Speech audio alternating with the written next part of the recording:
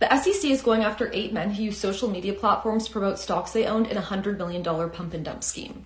These 8 influencers include Edward Constanescu, also known as Zach Morris, Gary Deal, also known as the Mystic Man, PJ Matlock, this is from his Instagram because he deactivated his Twitter, and Tommy Coops were some of the guys behind this notorious pump and dump scheme. As you can see here, they used the gains from their pump and dump schemes to fund their lavish lifestyle, from private jets to fancy cars, as you can see Zach Morris here tweeting, "Treat yourself." According to the DOJ, the defendants face about 25 years max in prison and have to return the $114 million made in pump and dump gains.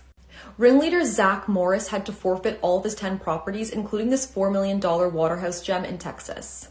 The notorious Camber energy pump netted the gang $5.5 million over the course of 3 months from August to October, as you can see here.